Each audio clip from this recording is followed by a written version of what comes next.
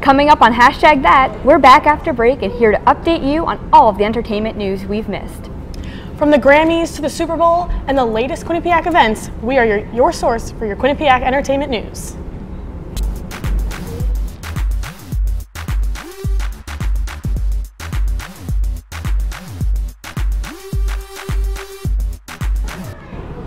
Thanks for tuning in. I'm Taylor Sniffen. And I'm Maggie Smith. On Tuesday, January 23rd, the Student Programming Board hosted the 2018 Wake the Giant reveal party. The George Twins, a Nashville pop duo, provided live entertainment. There was food and opportunities for students to win free tickets to the concert. The biggest part of the event was the news regarding who will be taking the stage in April. It was announced that Daya and Khaled will be the two performers for the Wake the Giant concert, two acts that will not fail to put on a fantastic show. We asked students their thoughts on this year's performers. Students will be able to purchase. I'm super excited to hear that Khalid's going to be here. His music is amazing. I listen to him on Spotify and on the radio all the time. And to actually know an artist is coming to campus and being familiar with the music is going to be great. I'm so excited. I saw it on Snapchat. Actually, I was in class, and then my friend posted it on Snapchat, and I ran down here really quick just to be sure that it was true. And I was like super excited because I love him. Yep. This past week, Quinnipiac Student Programming Board held different events to celebrate Welcome Back Week for students. The theme was Cruise Back into Spring Semester. On Thursday nights, students were able to create tropical themed crafts to brighten up their dorms for the spring semester. Everyone looked like they were having a great time, and the crafts looked amazing. On Saturday, there was Welcome Back Wings and karaoke night in the piazza. Unfortunately, there was barely any singing because everyone was too busy enjoying the delicious wings. Finally, SPB ended the week with a special Grammy viewing party in the piazza. It was a fun night with great snacks, drinks, and a fantastic award show. The Real Women of Orange is the New Black discussed their experiences at the Federal Correctional Institution in Danbury, Connecticut last Friday. The event was free and open to Quinnipiac students, faculty, and staff, as well as the general public. Each of the women at the event inspired a character in the book, Orange is the New Black, and were super informative speakers to hear from. Just recently, Quinnipiac announced gender-neutral housing for upperclassmen. Now, when residing off campus, you can choose to live in a house where male and female students will live together. In the current housing units, male and female students do not live in the same room, but they can live next door to each other in the same house. This new addition to housing is very exciting news for the university and shows just how inclusive and accepting Quinnipiac really is. We asked students their thoughts on the new housing options. Let's see what they had to say. I think it's a good opportunity, especially for people that don't necessarily fall in one category on the gender spectrum. There can be many opportunities for them to feel comfortable and for other people to create a safe atmosphere for them. I think it's a great idea, especially because I think Quinnipiac is very linear community, and the people that don't necessarily fit in, it's a great way for them to still make friends, integrate in the community. Yeah, I definitely think it'd be a cool opportunity. I don't know anybody personally who's doing it, but I haven't really heard about it, so hopefully it will get more publicized to the students. I think it's a great idea. I think, in Quinnipiac's attempt to incorporate diversity on campus and in the community, I think it's a big step for them to, provide that for people who want a more comfortable living situation for their, lifestyle. I think it's great.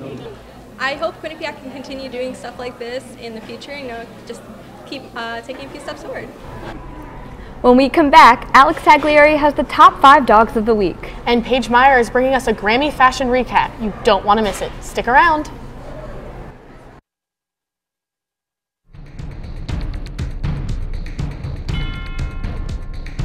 Whether you're on the quad, in your room, or heading to class, tune in to Q30 News. For stories by student journalists you can trust. We are covering the latest here on campus and in surrounding areas. Get the news you need to know every Wednesday night.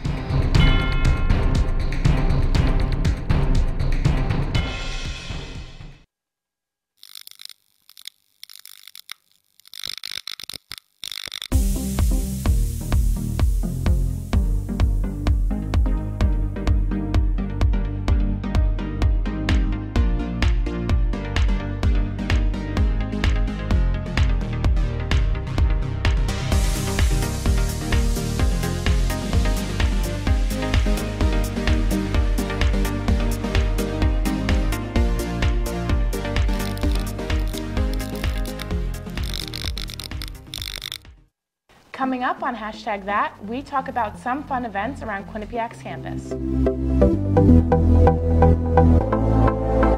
And we talk about some weird news that's been discussed around Twitter. All that and more, we are your source for Quinnipiac's entertainment news.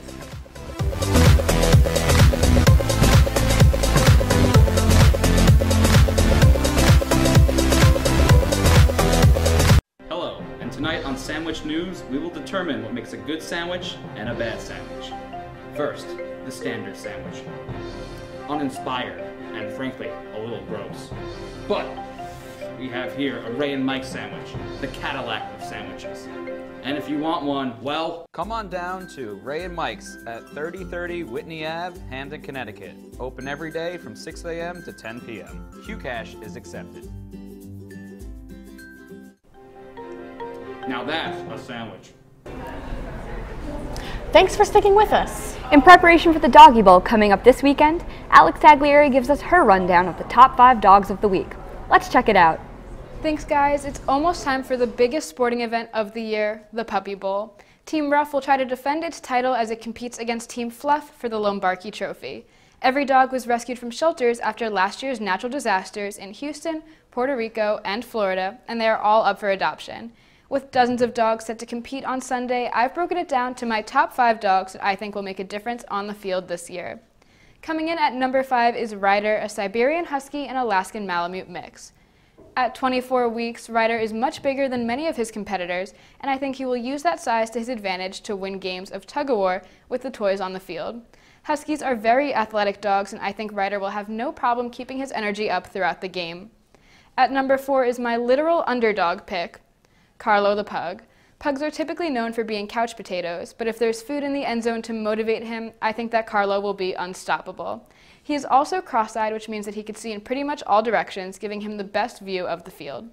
Pugs are often described with the Latin phrase multum in parvo, which means a little dog in a small body, so don't count out the flat-faced breed just yet. Next up is this adorable Dalmatian named Chance, and I definitely think he has a big chance to bring the Lombardi Trophy home. Dalmatians are highly intelligent dogs, and I believe that Chance will be able to outwit his competitors throughout the game. As one of the bigger dogs in the lineup, he will also have to use his speed to beat other dogs into the end zone. Coming in at number 2 is Mango, a Chihuahua Pit Bull mix.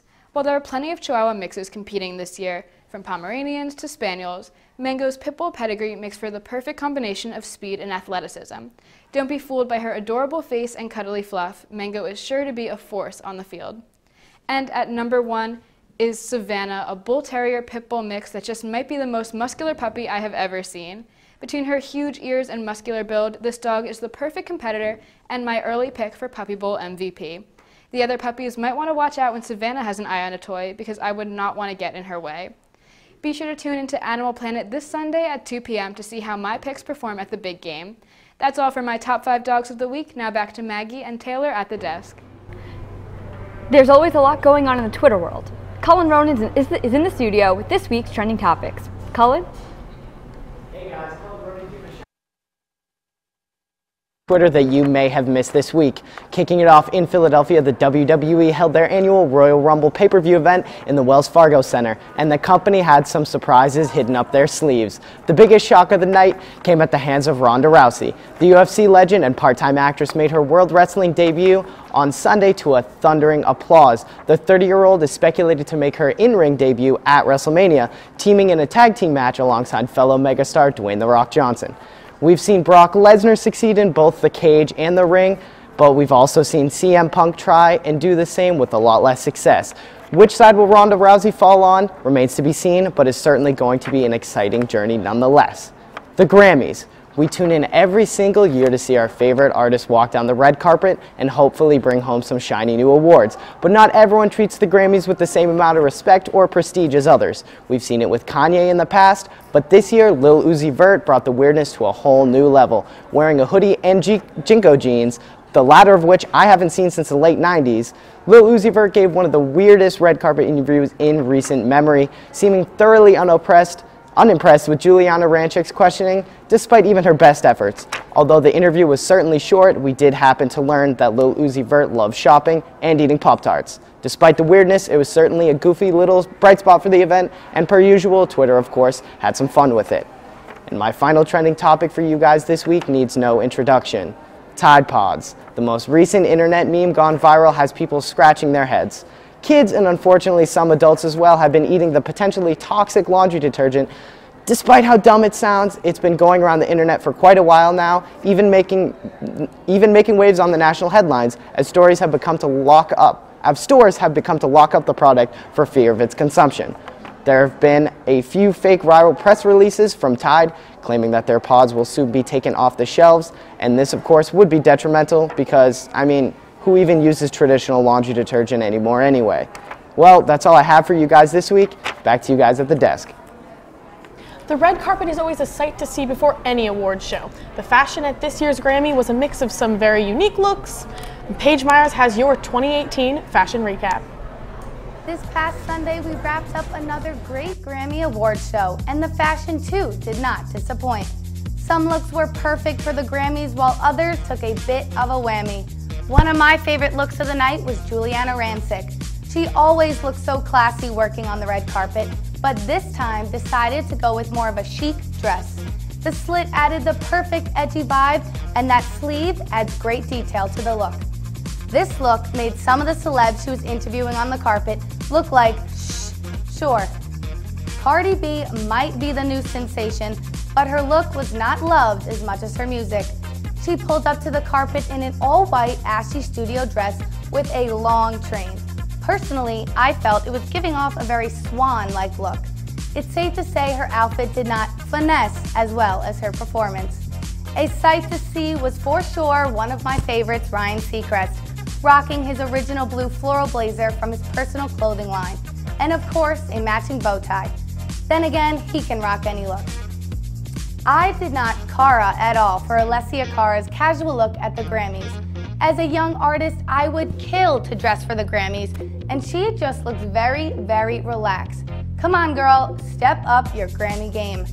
Pink strutted the 2018 red carpet with her daughter in hand. Pretty in pink, literally, she was sporting a pink, blue, and black long feather dress. A little too extra, in my opinion. DJ Khaled and his sidekick, Assad, both came dressed to impress. The dynamic duo matched in a maroon suit and adorable bow ties. How cute are they? That is all I have for this year's Grammy Fashion Recap. Back to you girls at the desk. Stay tuned for your Hollywood news update. Don't go anywhere.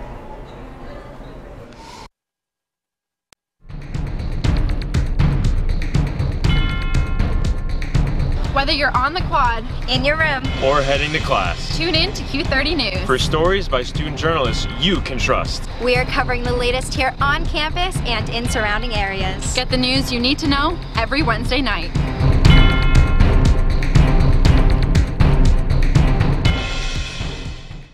Hello, and tonight on Sandwich News, we will determine what makes a good sandwich and a bad sandwich. First, the standard sandwich. Uninspired, and frankly, a little gross. But we have here a Ray and Mike sandwich, the Cadillac of sandwiches. And if you want one, well, come on down to Ray and Mike's at 3030 Whitney Ave, Hamden, Connecticut. Open every day from 6 a.m. to 10 p.m. QCash is accepted. now that's a sandwich. Welcome to the WQAQ Morning Show. Dan Ball and Emma Spagnolo joining you here from the QAQ studios in Hamden. And Emma, it is that time of year again.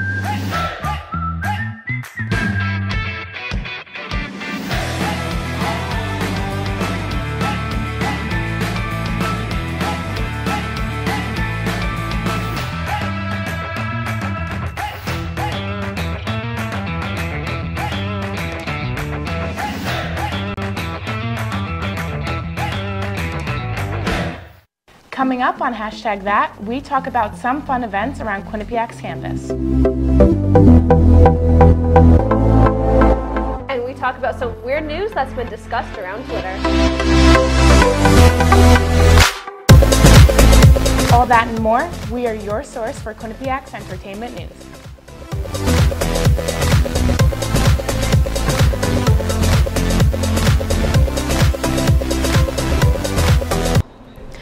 Thanks for sticking with us. Ashley Cotta was here to discuss the latest hot topic in the Hollywood world with this week's cultural controversy. Ashley?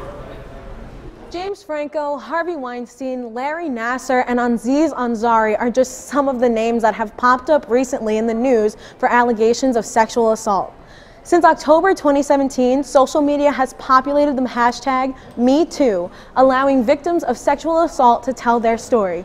The Me Too movement began 10 years ago by Tarana Burke and resurfaced following the '84 assault allegations against Harvey Weinstein, ushering in a tidal wave of exposure of many other alleged assailants. Me Too is a movement for everyday people. However, celebrities have come up with their own movement for victims and their supporters to come together, now known as Time's Up. These movements have become so popular that they have taken award shows over by using fashion, causing guests at the Golden Globes to wear black and those at the Grammys to wear or hold white roses to represent, quote, hope, peace, sympathy, and resistance. Singer Kesha performed her song of survival praying at the Grammys in all white while surrounded by the women of the Resistance Revival Chorus, Camila Cabello, Andrea Day, and Cyndi Lauper, who joined in on one final iconic chorus. These movements have become an unbelievable statement of solidarity and bravery among those involved and supporting. The best way to put it, time's up on silencing the voices of those who need to be heard. Justin Timberlake has a big week ahead of him, and more rumors are spreading on Kylie Jenner's pregnancy. Matt Fortin is here with us with a weekly Hollywood news update. What's going on this week, Matt? Hi guys. So Sunday's Grammy Awards certainly provided viewers with something to buzz about. The annual gala saw some of music's brightest stars taking the music industry's biggest stage. Bruno Mars and Cardi B got the crowd moving with their latest hit, Finesse, while Lady Gaga and Pink let their stripped-down vocals do all the talking. Mars was also widely considered the biggest winner, taking home 6 Grammys, including Song and Album of the Year. Meanwhile, Alessia Cara won Best New Artist and Ed Sheeran won Best Pop Album. Girls, what were your thoughts on the winners? Personally, I'm so happy that Bruno Mars won the amount of awards that he did. It gave him recognition for everything that he put out with his new album. I loved all of his songs. I'm a big Bruno Mars fan. I definitely think that the winners were good. The performances were absolutely amazing. But the whole thing with Alessia Cara, I was hearing that like people are thinking she wasn't like a new artist, but I was like, I mean, she's still pretty recent, so I was definitely happy she won. And I mean, Pink's performance with just her was beautiful, and I definitely loved Kesha's Praying. Couldn't agree more with you guys. All right, moving right along. Although she hasn't announced it, the whole world has been waiting to catch a glimpse of a pregnant Kylie Jenner. The 20-year-old model was finally spotted by reporters on the site of her multi-million-dollar mansion being constructed for her firstborn. The socialite was accompanied by her mother, Kris Jenner, and a baby bump was clearly visible. Needless to say, Keeping Up with the Kardashians fans went wild. Enough with the pregnancy rumors. I personally think it's just time to spill the truth. Kylie is making fans crazy. What do you guys think? Matt, I couldn't agree more. All of this talk about, is Kylie pregnant, is she not? I think it's just silly. If you're pregnant, say that you are, and if you're not, say that you're not. What's all the fuss about? Yeah, I can agree more with Maggie. I mean, I'm not the biggest Kardashian fan, but Kylie's been able to hide it so well. I mean, like, she's been out and about, people taking pictures, and you can't tell, but I mean, if you're pregnant, just say you're pregnant. You're going to make everybody much happier. Yeah, props to her for hiding it, but I don't know what the big secret is. Anyways, back to music. Justin Timberlake is set to release his latest album titled Man in the Woods this coming Friday. The release is correlated with his upcoming Super Bowl halftime show, which is next Sunday. Timberlake's 5th studio album will include his single Filthy and features longtime collaborators Pharrell Williams and Timbaland. As for the halftime show, many are speculating that Janet Jackson may join him on stage. The pop duo headlined the Super Bowl back in 2004 and received unprecedented backlash after Jackson exposed herself. We'll just have to wait and see if she is ready to reclaim the halftime stage. Big things coming for Timberlake in the next couple of days, and I could not be more excited. What do you guys think? Well, being that I'm a big halftime show fan, that's my favorite part of the football season, I'm very excited to see what Justin Timberlake brings to the stage. And if Janet Jackson does join him, hopefully they can redeem themselves. I think that would be great. Definitely. I mean, I'm not so excited for the halftime show. I mean, football's okay, and I mean, I really only do watch for the halftime show and all the commercials, but I'm definitely excited for his new album. Everything he's put out has been my favorite. I've loved every single song, and I hear that now it's more country, so it's going to be a new side of Justin. I'm praying to God, sorry to cut you off, but I am just praying to the Lord that Janet Jackson comes back. Oh my God, I could die happy if she does. I don't know. Do you guys remember 04? Yeah, no, I remember it a little bit. Yeah. I'm telling you, YouTube was created because of that. A lot because I was kind of young when it happened, but if she does come back, I mean, it's going to be something. But I heard Justin said a lot about like her not returning because he doesn't want to take any chances. Yep, we'll have to wait and see. Who knows?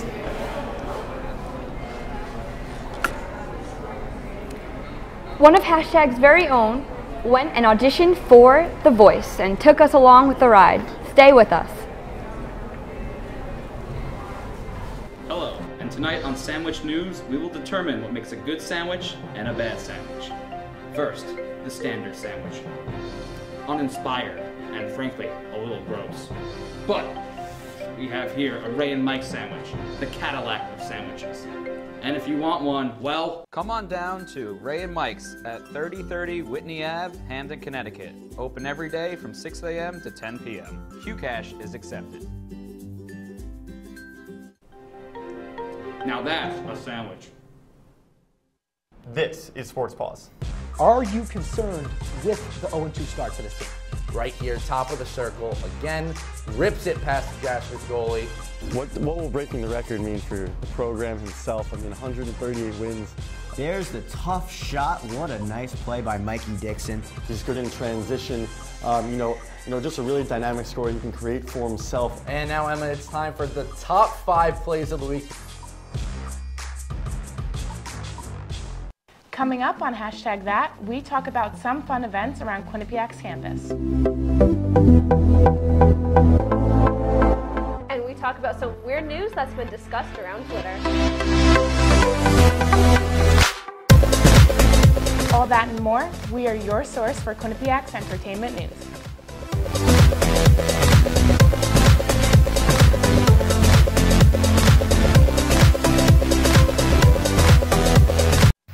Welcome to the WQAQ Morning Show. Dan Ball and Emma Spagnolo joining you here from the QAQ studios in Hamden. And Emma, it is that time of year again.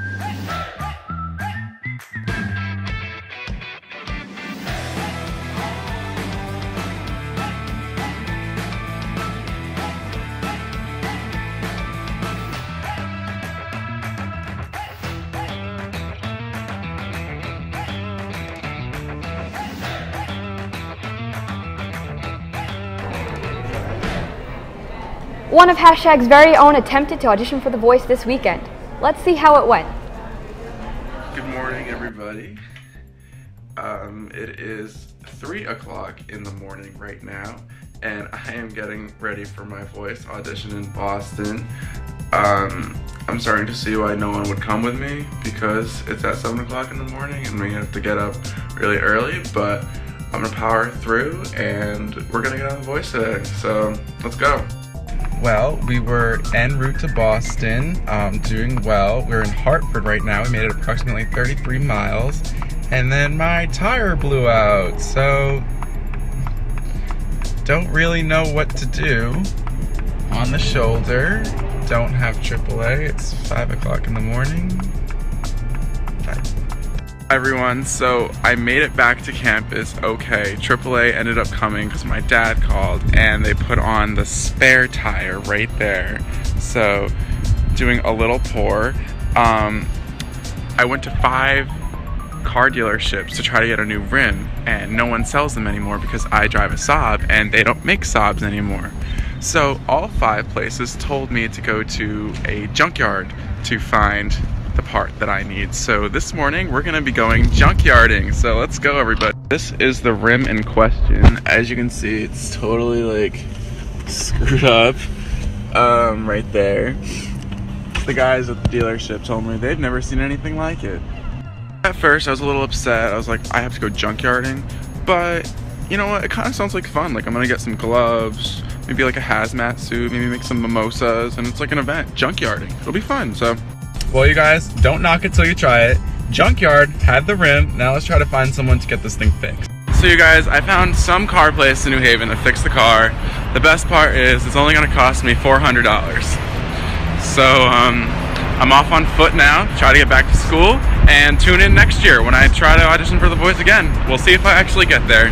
Thanks guys, bye. Well, Matt, I'm so sorry about your car.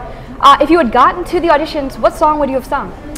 Well, they told us to prep 2 songs. I was going to sing Leather and Lace by Stevie Nicks, and then for my second song I was going to do I'll Be There by the Jackson 5. And I had that already. I was singing in the car, and then boom, that happened. So what are you going to do? Well, I'm sorry to hear that, because honestly would have loved to hear you sing those songs. But Thank you. Is the car good now? Like, can you drive with it? Car is fine. As you saw, Junkyard was successful. Junkyarding was successful. I decided to make it into a verb.